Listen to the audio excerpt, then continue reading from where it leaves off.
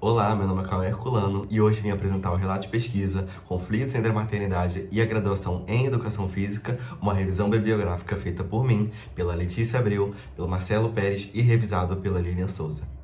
Sou uma pessoa branca, não binária, tenho olhos e cabelos castanhos escuros, estou vestindo uma polo azul e estou no meu quarto, de frente para o meu computador e de frente para vocês que estão me assistindo. E estamos inseridos no GT8, Maternidades Visíveis na Educação Física e para além dela.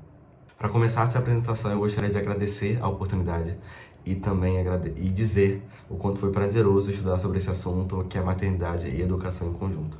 E eu acho que, primeiramente, para a gente começar a falar sobre esse assunto, a gente primeiro precisa dizer como é difícil o acesso à graduação e como é difícil o permanecimento na graduação, né?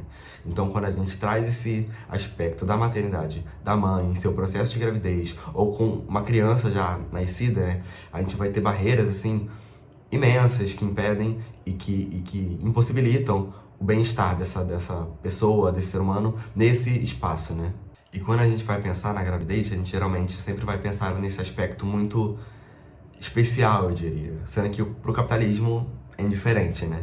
A gravidez ela é só mais um processo de reprodução social da mão de obra, basicamente, né? E principalmente quando a gente vai inserir essas pessoas, quando a gente vai pensar nessas mães, nessa maternidade, muito para pessoas periféricas, para pessoas pobres, para pessoas negras. Antes, durante e após essa gravidez, essa pessoa, essa mulher, essa mãe vai continuar sendo atravessada por todos os aspectos da vida social dela, que ela já tinha antes e que possivelmente ela vai adquirir, possivelmente, novos a partir dessa gravidez. Que justamente, se antes ela era só uma mulher, agora ela também é mãe. Isso adiciona novos fatores, né? Mas a gente pode pensar território, raça, gênero, sexualidade, e tudo isso vai se acumulando.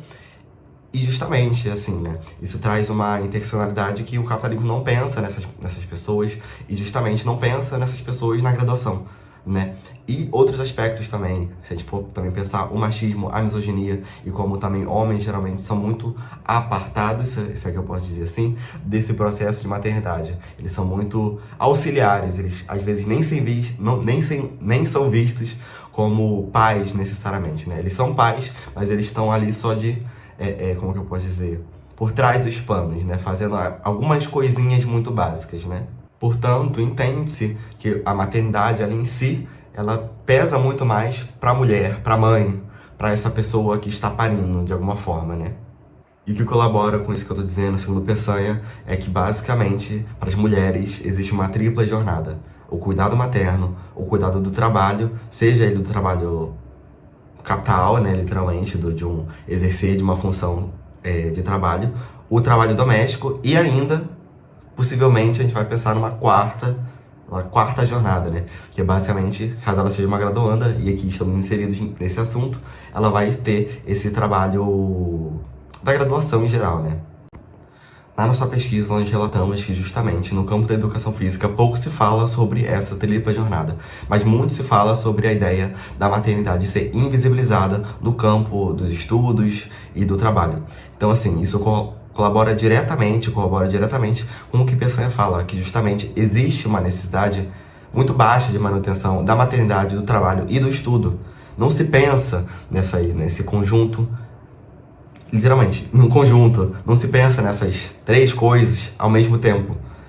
E esse fator é ideal para o funcionamento do capitalismo, que é basicamente, se você tem dinheiro, você consegue contratar talvez uma babá, talvez deixar seu filho numa creche por mais tempo, ou enfim, acessar serviços que não necessariamente, que provavelmente no caso, muitas mulheres, muitas mães, muitas pessoas que estão maternando não vão ter acesso.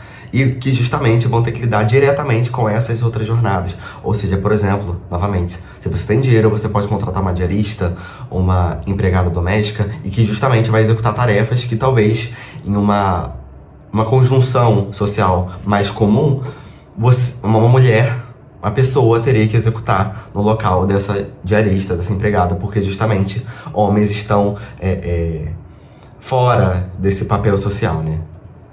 Para finalizar esse assunto, é urgente que a gente tenha a necessidade de criar e de fomentar políticas educacionais que basicamente emancipem essas pessoas, né, essas mulheres, essas mães, essas pessoas que estão maternando de alguma forma, né?